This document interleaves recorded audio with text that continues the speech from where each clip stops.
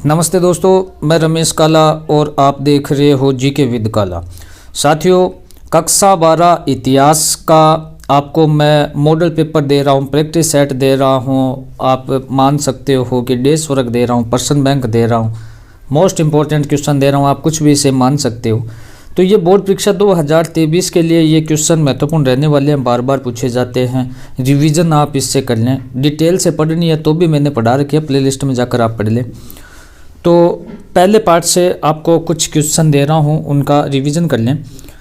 इनके मन की अस्थियाँ हमारा पहला पार्ट है। पहला क्वेश्चन है, सिंधु सभ्यता की सबसे विशिष्ट पुरावस्तु कौन सी है? तो उत्तर होगा हड़प्पाई मोहर है।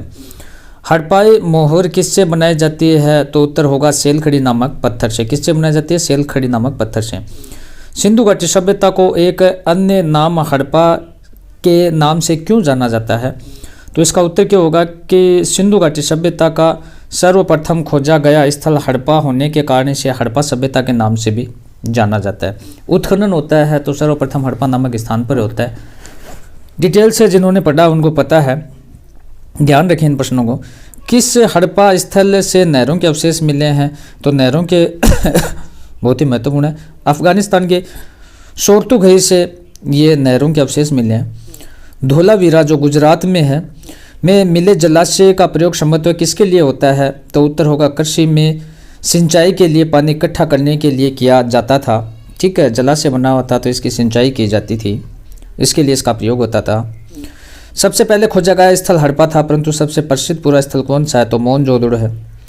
भारतीय पुरातत्व का जनक किसे कहा जाता है? तो अलेक्जेंडर कनिंघम को कहा जाता है। भारतीय पुरातात्विक सर्वेक्षण के प्रथम जनरल कौन थे? तो अलेक्जेंडर कनिंघम थे। किन दो हड़प्पा स्थलों की बस्तियां किलेबंद थी? गुजरात और धोलावीरा और लोथल की। गुजरात के जो धोलावीरा और लोथल थी, इनकी जो बस्तियां थी वो किलेबंद थी। एक मेरा व्लॉग चैनल है, इसी वीडियो के नीचे डिस्क्रिप्शन में उसका लिंक है, जरूर आप व्लॉग देखें, चैनल को सब्सक्राइब करें। विद्वानों के अनुसार क्या लिखा है कि विद्वानों के अनुमान के अनुसार मोहनजोदड़ो में कितने कुएं थे? तो 700 कुएं थे। नेक्स्ट है, मृतकों का टीला किसे कहा जाता है? तो मोहनजोदड़ो को कहा जाता है मृतकों का टीला। फयोन्स क्या था? तो फयोन्स घिसी हुई रेत अथवा बालू तथा रंग और चिपचिपे पदार्थ को पकाकर बनाया गया पदार्थ था। इससे संभवतः छोटे छोटे महंगे बर्तन बनाए जाते थे। पुरातात्विक सामाजिक आर्थिक भिन्नताओं का पता कैसे लगाते हैं? तो पुरातात्विक रोजमर्रा की वस्तुएं एवं भोग विलास की वस्तुओं की प्राप्ति के आधार पर सामाजिक आर्थिक भिन्नताओं का पता लगाते हैं। हड़प्पा तथा मोहनजोदड़ो वर्तमान में किस देश में स्थित है? तो पाकिस्तान में है। मनकों के छेद करने वाले उपकरण किन किन स्थानों से मिले हैं? तो उत्तर होगा चौहंदड़ो, लोथल और धोलावीरा में। मोहनजोदड़ो नगर का विस्तार कितना था? तो 125 हेक्टेयर में था। चौहंदड़ो नगर का विस्तार कितना था? तो 7 हेक्टेयर में था। ये चीज़ें आपको ध्यान रखनी है साथियों। नागेश्वर और बालाकोट कहाँ स्थित है? तो समुद्र तट के समीप स्थित है। धोलावीरा भारत के किस राज्य में स्थित है? तो ये धोलावीरा तो गुजरात में है। शंख से शिल्प की वस्तुएं बनाने की 2 प्रमुख केंद्र कौन कौन से हैं? शंख से शिल्प के वस्तुएं बनाने के, एक तो नागेश्वर, एक बालाकोट हो गया। हड़प्पा सभ्यता के सबसे लंबे अभिलेख में कितने चिन्ह हैं? तो भाई 26 चिन्ह है। हड़प्पाई बाट किस पत्थर से बनाए जाते थे? चार्ट नामक पत्थर से। नेक्स्ट आप देख सकते हो बच्चों, हड़प्पा लिपि को रहस्य क्यों कहा गया? क्योंकि ये लिपि आज तक पढ़ी नहीं गई। खेतड़ी क्षेत्र में मिले साक्ष्यों को पुरातत्वविदों ने क्या नाम दिया? तो गणेश और जोधपुरा संस्कृत इसको नाम दिया। हड़प्पा सभ्यता के प्रमुख शिल्प कार्य कौन कौन से हैं? तो मनके बनाना, शंख की कटाई, धातुक्रम मोहर बनाने, बाट बनाना, ये लिख देंगे। चौहंदड़ो क्यों प्रसिद्ध है? तो ये मनके बनाने के लिए प्रसिद्ध है, मनके निर्माण के लिए। पुरातत्वविद संस्कृति शब्द का प्रयोग किसके लिए करते हैं? तो पूरा वस्तुओं के ऐसे समूह के लिए करते हैं जो एक विशिष्ट शैली के होते हैं और सामान्यतः एक साथ एक विशेष भौगोलिक क्षेत्र तथा एक कालखंड से संबंधित पाए जाते हैं। सिंधु घाटी सभ्यता में कृषि प्रौद्योगिकी पर आपको टिप्पणी लिखनी है। तो पक्की मिट्टी से बने वृषभ के प्राप्त होने से पुरातत्वविद ये मानते हैं कि खेत जोतने के लिए बैलों का प्रयोग होता था। साथ ही चोलिस्तान के कई स्थलों पर बनावली हरियाणा में मिट्टी से बने हल के प्रतिरूप मिले हैं में भी ये स्पष्ट होता है कि बैलों द्वारा खेती होती है। ठीक है जी। फिर कालीबंगा सिंधु घाटी सभ्यता का एक स्थल पर आपको टिप्पणी लिखनी है। कालीबंगा हनुमानगढ़ राजस्थान में जुते हुए खेत के साक्ष्य के प्रमाण मिलने, ठीक है, जो हड़प्पा स्थल से संबंधित है। यहाँ खेत में हल रेखाओं के दो समूह एक दूसरे के समकोण पर काटते हुए जो ये दर्शाते हैं कि एक साथ दो अलग अलग फसलें उगाई जाती थी। कुछ बड़े क्वेश्चन है, इनको बाद में ले लेंगे। अगले पार्ट के छोटे क्वेश्चन ले लेता हूँ मैं, क्योंकि 2 पार्ट में आपको पता होगा पॉलिटिकल भी ऐसे ही करवाई है मैंने, प्लेलिस्ट में जाकर देखें। 2 पार्ट में हम लेंगे, एक में छोटे एक में बड़े क्वेश्चन।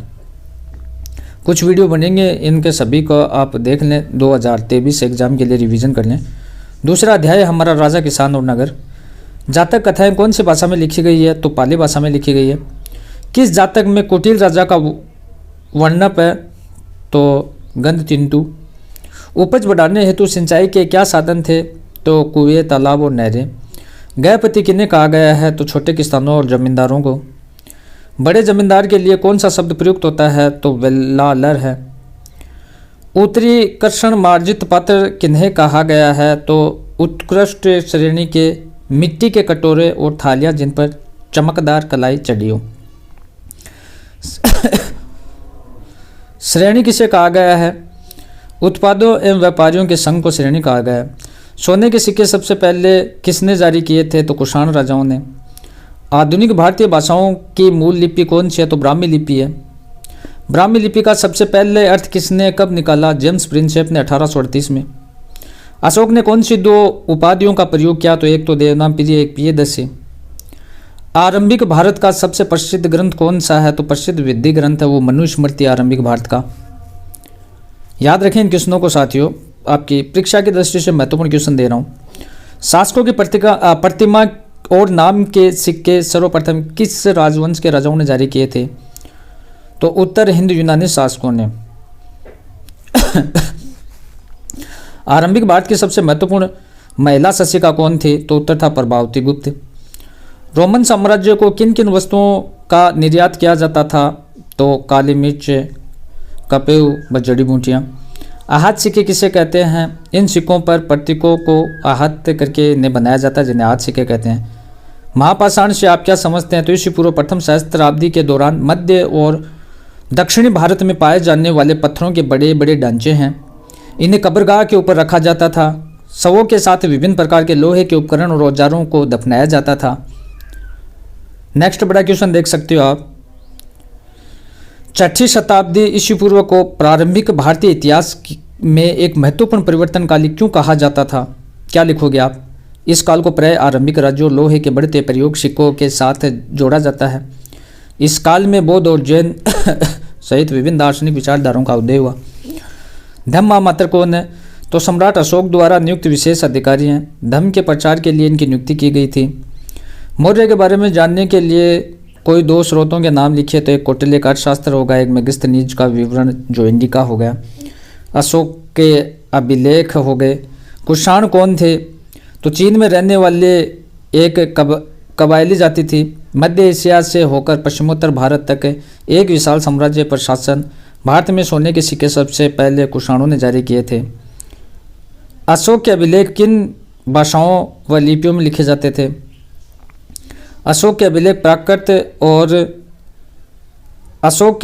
प्राकृत भाषा ख्रोष्ट लिपि में, पश्चिमोत्तर अभिलेख यूनानी अरमाइक भाषा में लिखे जाते थे। मगध के शक्तिशाली राज्य होने के मगध के एक शक्तिशाली राज्य के रूप में उदय होने के कारण आपको बताने महत्वपूर्ण है भाई, ये ध्यान से देखना। महत्वाकांक्षी शासक जैसे बिंबिसार, अजात शत्रु, पद्मनंद ये महत्वाकांक्षी शासक थे। यहाँ के लोहे की खानें थी, यहाँ पर उपजाऊ मिट्टी थी। जंगली क्षेत्रों में हाथी उपलब्ध थे। सेना में हाथियों का महत्वपूर्ण योगदान था। सेना भी महत्वपूर्ण थी। 2 इसकी राजधानियाँ थी। राजगृह किलेबंद शहर था। पाटलिपुत्र गंगा के किनारे बसी हुई थी। महाजनपदों की 5 विशेषता आपको बतानी है। क्या लिखोगे? अधिकांश महाजनपदों पर राजा का शासन होता था, लेकिन गण और संघ नाम से प्रसिद्ध राज्यों में कई लोगों का समूह शासन था। प्रत्येक जनपद की एक किलेबंदी राजधानी होती थी। स्थायी सेना जिन्हें प्राय कृषक वर्ग से नियुक्त किया जाता था। नियमित नौकरशाही होती थी। धर्मशास्त्र में शासक सहित अन्य के लिए नियमों का निर्धारण होता था। राजा क्षत्रिय वर्ग से थे, शासकों का काम किसानों व व्यापारियों और शिल्पकारों का कर वसूलना था। ये चीज़ें आपको देखनी है। नेक्स्ट वीडियो में और चीज़ें हम डालेंगे और क्वेश्चन डालेंगे मोस्ट इंपॉर्टेंट। अच्छे से तैयारी करते रहें। व्लॉग चैनल डिस्क्रिप्शन में लिंक है, उसे आप जरूर सब्सक्राइब करें, उसके वीडियो देखें। धन्यवाद।